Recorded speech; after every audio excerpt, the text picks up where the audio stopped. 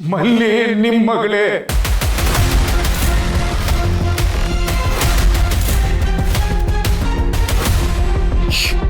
ನಾನೇ ಅವಳು ಸಾಕಿರೋದು.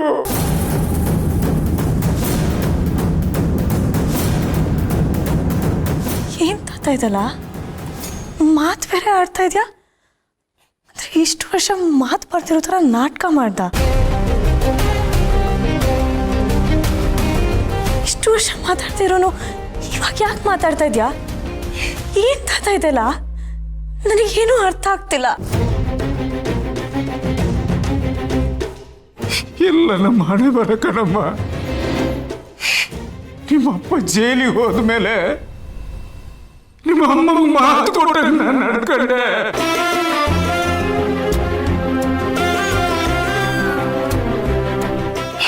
ನಿಮ್ಮಪ್ಪನ ನೇರಳು ಕೂಡ ನಿನ್ನ ಮೇಲೆ ಸೋಕಬಾರದು ಅನ್ನೋದು ನಿನ್ನ ತಾಯಿ ಮಾತಾಗಿತ್ತು. ಅದಕ್ಕೆ ನಾನು ಎಲ್ಲ ವಿಷಯನೂ ಮುಚ್ಚಿಟ್ಟೆ.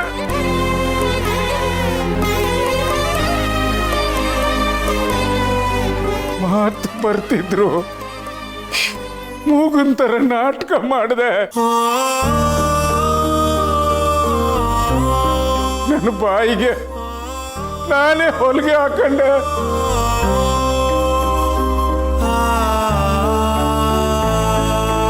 ನಿನ್ನ ನನ್ನ ಕೈಲಾದಷ್ಟರ ಮಟ್ಟಿಗೆ ಸಾಕಿ ಬೆಳೆಸಿ ದೊಡ್ಡೋಳನ್ನಾಗಿ ಮಾಡಿದೆ. ಆಮೇಲೆ ಏನಾಯ್ತು ಅಂತ ನಿನಗೆ ಗೊತ್ತು. ನನ್ನ ಮನೆ ದೇವರ ಆಣೆಗೂ ನಿಮ್ಮಪ್ಪ ಅನ್ನೋದು ಸತ್ಯ ಮಗಳೇ.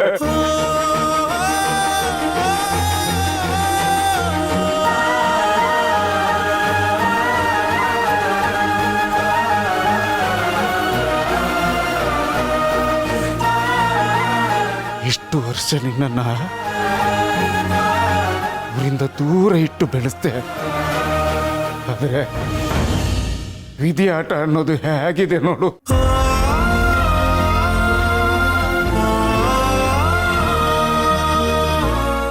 ಯಾರನ್ನ ಇಷ್ಟು ವರ್ಷ ನಿನ್ನಿಂದ ದೂರ ಇಟ್ಟಿದ್ದು, ಅವರಿಂದಲೇ ನಿನ್ನ ಜೀವನ ಹಾಳಾಗೋಯ್ತು. ನಿನ್ನ ತಂದೆನೆ ಜೀವನ ಹಾಳು ಮಾಡಿಬಿಟ್ರಮ್ಮ. ಇಲ್ಲ ಇಲ್ಲ, ನಾನು ಒಪ್ಪಕ್ಕಿಲ್ಲ. ಇವ್ರು ನನ್ನ ತಂದೆ ಆಗಿರೋಕೆ ಸಾಧ್ಯನೇ ಇಲ್ಲ. ನಾನು ಸತ್ರು ಒಪ್ಪಕ್ಕಿಲ್ಲ.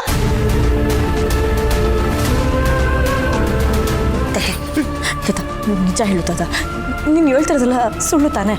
ಇವ್ರು ನನ್ನ ತಂದೆ ಆಗಿರೋಕೆ ಸಾಧ್ಯನೇ ಇಲ್ಲ. ನಾನು ನಿಮ್ಮ ಮೊಮ್ಮಗಳು, ನಿಮ್ಮ ಮಗನ ಮಗಳು. ನಿಜ ಹೇಳುತ್ತದ, ನಿಜ ಹೇಳುತ್ತದ, ನಿಜ ಹೇಳು.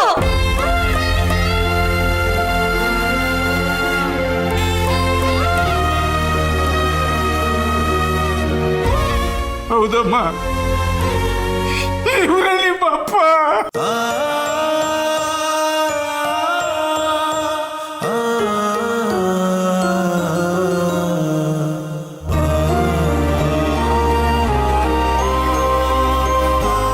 ಅಯ್ಯೋ ದೇವ್ರೆ, ಎಂತ ಕೆಲಸ ಮಾಡ್ಬಿಟ್ಟೆ ನಾನು. ನನ್ನ ಮಗಳು ಜೀವನ ನಾನೇ ನನ್ನ ಕೈಯಾರ ಹಾಳು ಮಾಡ್ಬಿಟ್ಟ.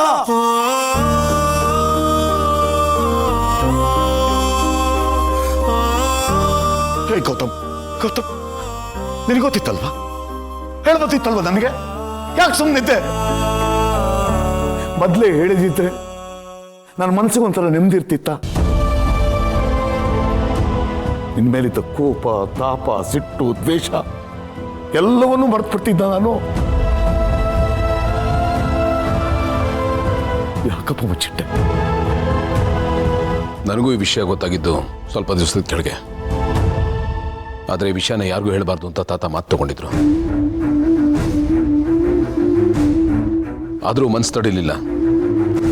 ಒಂದು ಒಳ್ಳೆ ಸಮಯ ನೋಡಿಕೊಂಡು ನಿಮಗೆ ಮಲ್ಲಿಗೆ ವಿಷಯನ ಹೇಳಬೇಕು ಅಂತ ಅಂದ್ಕೊಂಡಿದ್ದೆ. ಆದರೆ ಅಷ್ಟರಲ್ಲಿ ಮಲ್ಲಿ ನಿಮ್ಮ ವಿಷಯದಲ್ಲಿ ತುಂಬ ದ್ವೇಷ, ಕೋಪ ಎಲ್ಲ ಬೆಳೆಸ್ಕೊಂಡ್ಬಿಟ್ಟಿದ್ಲು. ಅವಳು ಯಾವುದನ್ನು ಹೇಳೋಕ್ಕಾಗಲಿಲ್ಲ. ಈ ಕಡೆ ನಿಮಗೂ ನಾವು ಯಾವುದನ್ನು ಹೇಳೋ ಪರಿಸ್ಥಿತಿಯಲ್ಲಿ ಇರಲಿಲ್ಲ. ನಿಜ ಹೇಳಬೇಕು ಅಂದರೆ ನೀವು ನಮ್ಮ ವಿಷಯದಲ್ಲಿ ಎಷ್ಟೇ ಕೆಟ್ಟದಾಗಿ ನಡ್ಕೊಂಡ್ರು ಒಂದು ಹಂತದಲ್ಲಿ ನಾವು ಸೈಲೆಂಟ್ ಆಗಿದ್ದಿದ್ದು ಇದೇ ಕಾರಣಕ್ಕೆ. ನೀವು ಮಲ್ಲಿ ಅಪ್ಪ ಅಂತ. ಆದರೆ ನೀವು ಮಾತ್ರ ನಿಮ್ಮ ದ್ವೇಷನ ಸಾಧಿಸ್ತಾನೆ ಹೋದ್ರಿ.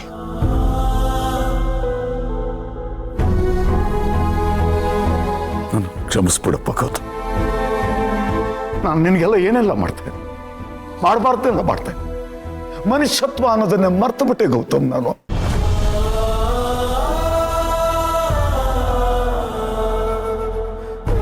ಯಾವ ಮಟ್ಟಕ್ಕೆ ಅಂದರೆ ನಿನ್ನ ಅಂತ್ಯ ನೋಡೋದಕ್ಕೆ ಬಯಸಿದ್ದೆ ನಾನು. ನಿನ್ನ ರಕ್ತ ಹೊರಸಕೊಟ್ಟಿದ್ದೆ.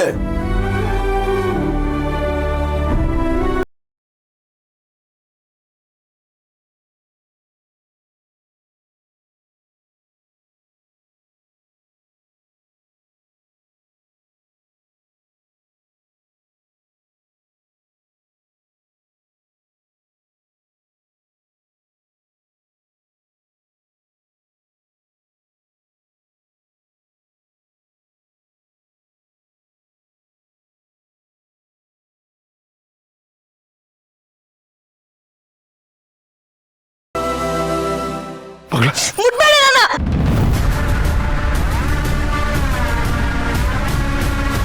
ಯಾರು ಏನು ಹೇಳಿದ್ರು ಅಷ್ಟೇ, ನಾನು ಇದನ್ನು ನಂಬಕ್ಕಿಲ್ಲ.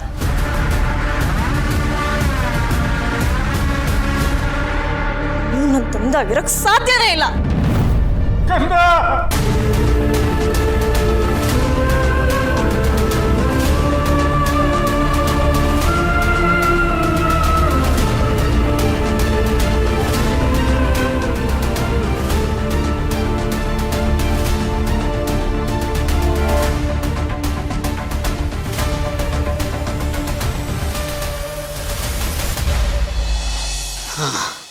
ಭೂಮಿಕಾ ಕಾಲ್ ಮಾಡಿಲ್ಲ ಮಂದಾಕಿನೇ? ಇಲ್ಲ ರೀ, ನ್ಯಾಯವಾಗಿ ಅವಳು ಇಲ್ಲಿರಬೇಕಿತ್ತು. ನನ್ನ ಕೈಲಿ ಆರೈಕೆ ಮಾಡಿಸ್ಕೋಬೇಕಿತ್ತು. ಕೊಟ್ಟಿರೋ ಮನೇಲಿ ಎಷ್ಟು ವ್ಯವಸ್ಥೆ ಇದ್ರೇನು, ಎಷ್ಟು ಅನುಕೂಲಸ್ಥರಾಗಿದ್ರೇನು, ತಾಯಿ ಕೈಯಲ್ಲಿ ಬಾಣಂತನ ನಡೆಯೋ ಥರ ಸಾಧ್ಯನೇ ಇಲ್ಲ. ನೀನು ಹೇಳೋದು ಸರಿನೇ, ಆದರೆ ಈಗ ಏನು ಮಾಡೋಕ್ಕಾಗತ್ತೆ ಹೇಳು? ಅವಳು ಹೋಗಾಯ್ತಲ್ವಾ, ಮತ್ತೆ ವಾಪಸ್ ಕರ್ಕೊಂಬರೋಕ್ಕಾಗತ್ತಾ? ಇರಲಿ ಬಿಡು. ಇಷ್ಟಕ್ಕೂ ಆ ಮನೇಲಿರೋರೆಲ್ಲ ನಮಗೆ ಗೊತ್ತಿರೋರೆ, ಅವ್ರು ಚೆನ್ನಾಗಿ ನೋಡ್ಕೋತಾರೆ. ನಾವೇ ಆವಾಗ ಹೋಗಿ ಬಂದ್ರಾಯ್ತು. ಬೇಕಾದ್ರೆ ನೀನೇ ಒಂದೆರಡು ದಿನ ಅವ್ರ ಮನೇಲೆ ಹೋಗಿ ಇದ್ದು ಬಿಡು. ಯಾರು ಬೇಡ ಅಂದ್ರು? ಏನು ಅಂತ ಮಾತಾಡ್ತೀರಾ ರೀ? ಆದ್ರೂ ಅವಳು ತಾಯಿ ಮನೇಲಿ ಇದ್ದಂಗೆ ಆಗತ್ತಾ ಹೇಳಿ? ಅವಳೇನೋ ಗಂಡನ್ ಬಿಟ್ಟಿರಕ್ಕಾಗಲ್ಲ ಅಂತ ಓಡೋದ್ಲು. ಹಾಗಂತ ನಾವು ಸುಮ್ಮನೆ ಇರಕ್ಕಾಗತ್ತಾ? ನನಗೂ ಅನ್ಸುತ್ತಲ್ವಾ ಮಗಳಿಲ್ಲೇ ಇರಬೇಕಿತ್ತು ಅಂತ. ರೀ, ಇನ್ನೊಂದ್ಸಲಿ ಅಳಿಯಂದ್ರ ಹತ್ರ ಮಾತಾಡಿ ಮತ್ತೆ ನಮ್ಮ ಭೂಮಿನ ವಾಪಸ್ ಕರ್ಕೊಂಬರಕ್ಕಾಗತ್ತಾ ಅಂತ ಕೇಳೋಣವಾ? ಹೇ, ಆ ಥರ ಹೇಗೆ ಕೇಳೋಕ್ಕಾಗತ್ತೆ? ನಾವು ಕೇಳಿದ್ ನೋಡಿ ಅವ್ರು ನಗಲ್ವಾ? ನಗ್ಪಾಟ್ಲಾಗ್ಬಿಡ್ತೀವಿ ನಾವು. ನಾನಾಗೆಲ್ಲ ಕೇಳೋಕ್ಕೋಗಲ್ಲ. ನನ್ನ ಮೇಲೆ ಇದನ್ನೆಲ್ಲ ಹಾಕ್ಬೇಡ ನೀನು. ಸರಿ, ಭೂಮಿಗೊಂದು ಫೋನ್ ಆದರೂ ಮಾಡಿಕೊಡಿ. ಯಾಕೋ ತುಂಬ ನೆನಪಾಗ್ತಿದ್ದಾಳೆ. ಹಾಂ, ಅದು ಬೇಕಾದ್ರೂ ಮಾಡ್ತೀನಿ. ಒಂದು ನಿಮಿಷ ಇರು.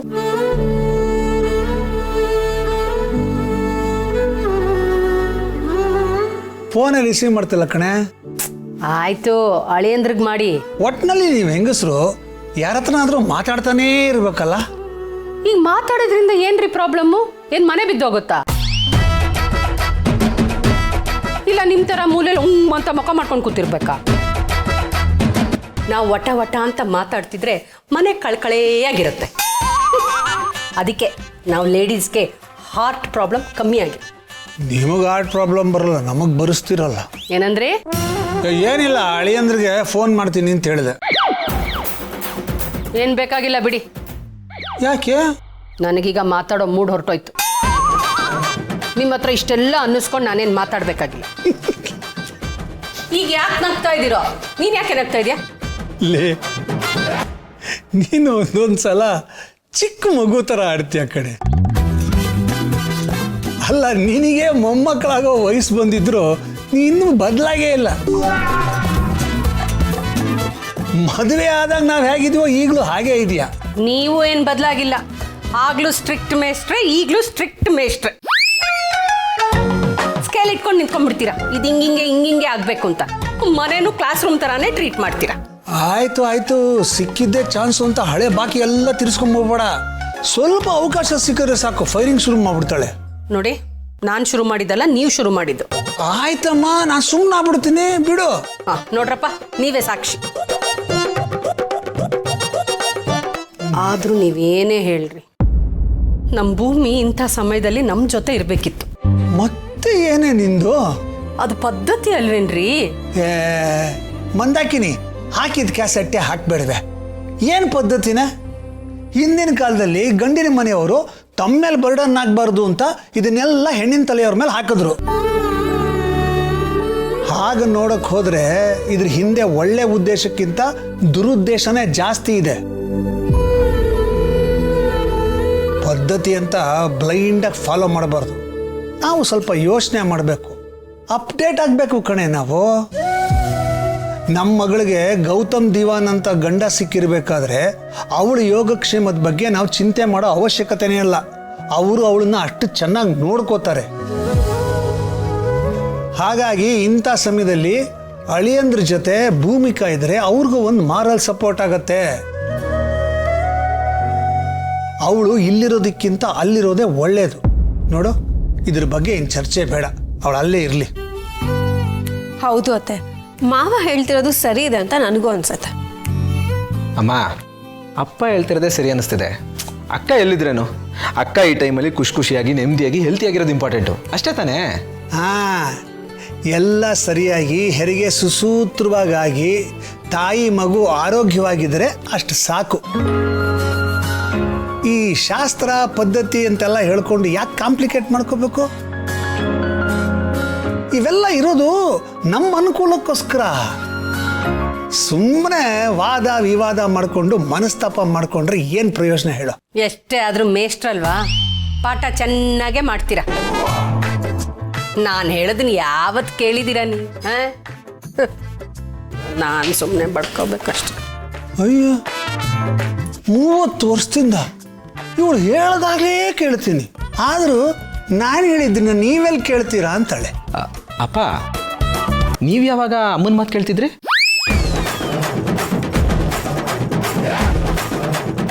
ನೀವೆಲ್ಲ ಸೇರ್ಕೊಂಡು ನನ್ನ ತಮಾಷೆ ಮಾಡ್ತಿದ್ದೀರಾ?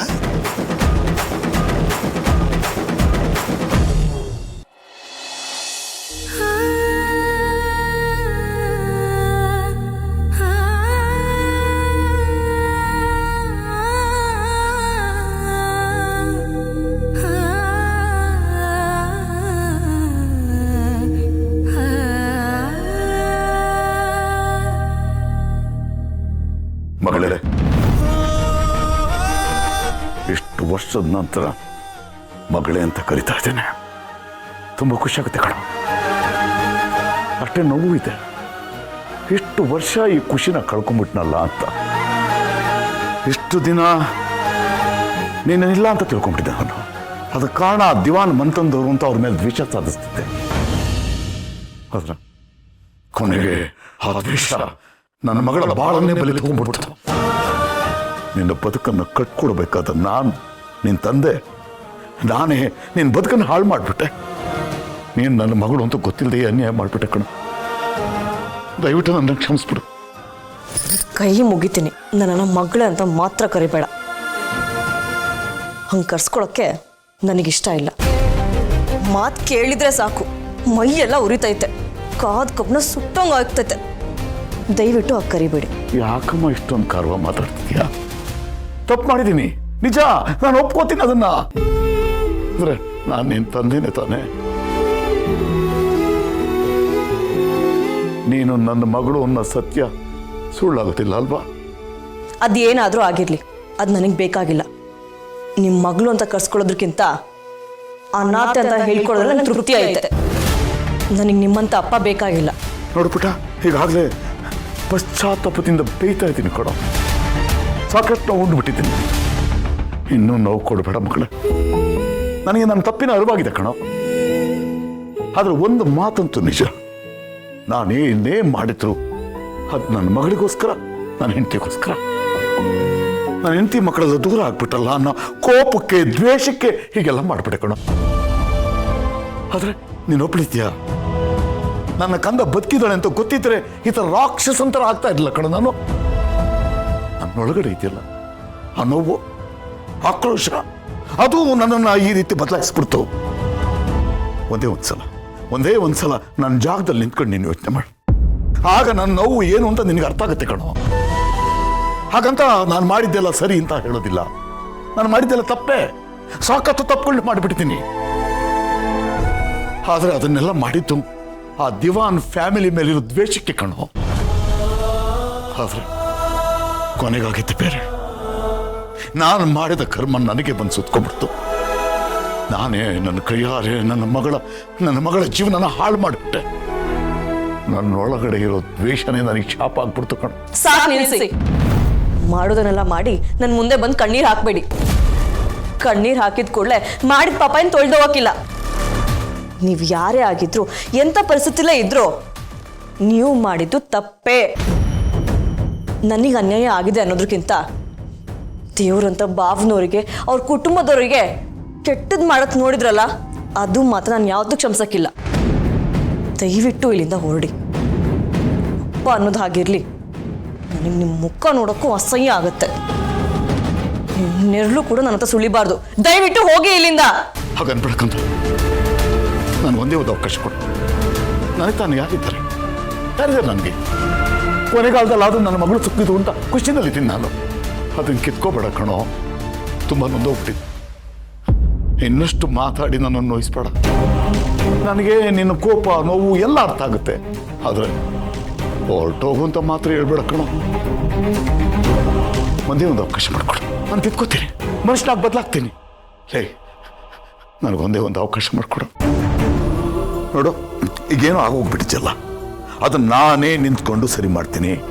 ನಿನಗೆ ಮಾತ್ರ ನ್ಯಾಯ ಆಗ್ಬಿಡುತ್ತಿಲ್ಲ. ಹಾಳಾಗಿರೋ ನಿನ್ನ ಜೀವನ ಸರಿದಾರಿ ತರ್ತೀನಿ ಬಿಟ್ಟ. ನಾನು ನನ್ನ ಮಾತ್ರ ದೂರ ಮಾಡಬೇಡ ಕಣ. ನನಗೆ ನನ್ನ ತಪ್ಪು ಅರ್ಥ ಆಗಿದೆ, ನನಗೆ ಪಶ್ಚಾತ್ತಾಪ ಆಗಿದೆ ಅಂತ ಹೇಳ್ತಾ ಇದ್ದೀನಲ್ಲ. ಒಂದೇ ಒಂದು ಅವಕಾಶ ಮಾಡಿಕೊಡು. ಇನ್ಯಾವತ್ತೂ ಯಾರಿಗೂ ಕೆಟ್ಟದನ್ನು ಮಾಡ್ತೀರ. ಬೇಕಾದ್ರೆ ಹೇ, ನಿನ್ನ ಕಾಲಿಗೆ ಬಿಡ್ತೀನಿ. ಸಾಕು ನಿಲ್ಸಿ ನಿಮ್ಮ ನಾಟಕನ. ನೀವು ಇಲ್ಲಿ ನಾಟಕ ಮಾಡ್ತಿದ್ದಂಗೆ ನಾನು ಒಪ್ಕೊಳಕ್ ತಯಾರಾಗಿಲ್ಲ. ನಿಮ್ದು ಕಣ್ಣೀರಲ್ಲ, ಮೊಸಳೆ ಕಣ್ಣೀರು. ನೀವು ಕಾಲಿಗೆ ಬೀಳೋದಲ್ಲ, ಉರುಳು ಸೇವೆ ಮಾಡಿದ್ರು ನನ್ನ ಮನಸ್ಸು ಕರ್ಗಾಕಿಲ್ಲ. ನೀವೇನೇ ಅಂದ್ರು, ಏನೇ ಮಾಡಿದ್ರು ನಾನು ಮಾತ್ರ ನಿಮ್ಮನ್ನು ಒಪ್ಕೊಳಕ್ಕಿಲ್ಲ. ಇನ್ಯಾವತ್ತೂ ನನ್ನ ಮಗಳೇ ಅಂತ ಕರ್ಕೊಂಡು ಬರಬೇಡಿ. ಆ ಪದ ನಿಮ್ಮ ಬಾಯಿಂದ ಬರಲೇಬಾರ್ದು. ಇನ್ಯಾವತ್ತೂ ನಾನು ಹುಡ್ಕೊಂಡು ಬರಬೇಡಿ. ನನಗೆ ನೀವು ಬೇಕಾಗಿಲ್ಲ.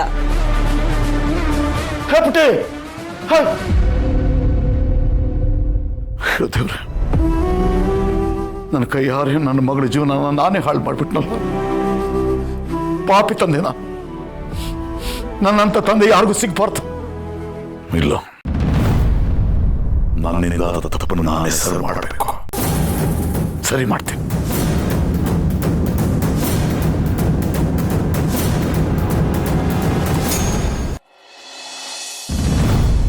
ಅರೆ, ಅಪ್ಪಾಜಿ ಬಂದ್ರು. ಬನ್ನಿ ಅಂಕಲ್. ಅಂತೂ ಇಂತೂ ನಮ್ಮಿಬ್ಬರು ಮದುವೆ ಆಯ್ತು. ಇದಕ್ಕೆ ಕಾರಣ ನೀವೇ. Thank you so much uncle. ನಿಮ್ಮ ಋಣನ ಹೇಗೆ ತೀರಿಸೋದು ಅಂತಲೇ ಗೊತ್ತಾಗ್ತಿಲ್ಲ ನನಗೆ. ನನಗೂ ಅಷ್ಟೇ. ನಾನು ಮಾಡಿದ ಪಾಪನ ಹೇಗೆ ತೊಳ್ಕೋಬೇಕು ಅಂತ ನನಗೂ ಗೊತ್ತಾಗ್ತಿಲ್ಲ. ಅಂಕಲ್ ಸಾರಿ, ಏನು ಹೇಳ್ತಾ ಇದ್ದೀರಾ ನೀವು? ಪಾಪದ ವಿಷಯ ಎಲ್ಲ ಈಗ ಯಾಕೆ? ನಾನೇ ನನ್ನ ಕೈಯಾರ ನನ್ನ ಮಗಳ ಜೀವನ ಹಾಳು ಮಾಡ್ಬಿಟ್ನಲ್ಲ, ಅದಕ್ಕೆ ಬಂತು. ಅವಳೇ ನನ್ನ ಮಗಳು ಅಂತ ಗೊತ್ತಾಗಿರಲಿಲ್ಲ. ಇವತ್ತೇ ಗೊತ್ತಾಗಿತ್ತು. ಅಟ್ಟಲ್ಲಿ ಕಾಲ ಮಿಂಚೋಗ್ಬಿಟ್ಟಿತ್ತು. ಸ್ವಂತ ಮಗಳ ಜೀವನನೇ ಹಾಳು ಮಾಡಿದ ಪಾಪಿ ನಾನು. ಅಂಕಲ್ ನನಗೆ ಅರ್ಥ ಆಗ್ತಿಲ್ಲ. ಸಾರಿ, ಏನು ಹೇಳ್ತಾ ಇದ್ದೀರಾ ನೀವು? ಯಾರು ನಿಮ್ಮ ಮಗಳು? ಮಲ್ಲಿ.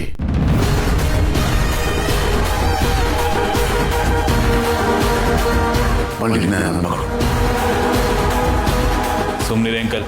ಏನು ಹೊಸ ಪಿಕ್ಚರ್ ತೋರಿಸ್ತಾ ಇದ್ದೀರಾ? ಕಾಮಿಡಿ ಪಿಕ್ಚರಾ? ಇಲ್ಲ, ಇರೋ ವಿಷಯ ಹೇಳ್ತಾ ಇದ್ದೀನಿ. ಮಲ್ಲಿ ನನ್ನ ಮಗಳು, ನನ್ನ ಸ್ವಂತ ಮಗಳು. ಈ ಸತ್ಯ ನನಗೆ ಈ ಸತ್ಯ ನನಗೂ ಇವತ್ತೆಪ್ಪ ಗೊತ್ತಾಗಿದ್ದು. ಹೇ ಅಂಕಲ್, ತಮಾಷೆ ಮಾಡಬೇಡಿ. ನೀವೆಲ್ಲಿ, ಆ ಮಲ್ಲಿ ಎಲ್ಲಿ ಅಂಕಲ್?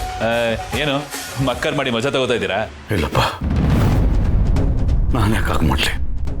ನಾನು ಹೇಳ್ತಾರೆ ಸತ್ಯ. ಮಲ್ಲಿ ನನ್ನ ಮಗಳು. ನಾನು ಜೈಲಿಗೆ ಹೋದಾಗ ಗಂಗಣ್ಣನೇ ಅವಳನ್ನ ತಗೊಂಡೋಗಿ ಸಾಕಿದ್ದಾನೆ. ನಾನು ಈ ಕಡೆ ಅವಳು ಸತ್ತೋಗಿದ್ದಾಳೆ ಅನ್ಕೊಂಡ್ರೆ ಅವಳು ಗಂಗಣ್ಣನ ಆಶ್ರಯದಲ್ಲಿ ಬೆಳೆದಿದ್ದಾಳೆ. ನೀವು ತಿಳ್ಕೊಂಡ್ರೆ ಹಾಗೆ ಗಂಗಣ್ಣ ಅವಳು ತಾತ ಅಲ್ಲ, ನಮ್ಮ ಮನೆ ಕೆಲಸಗಾರ.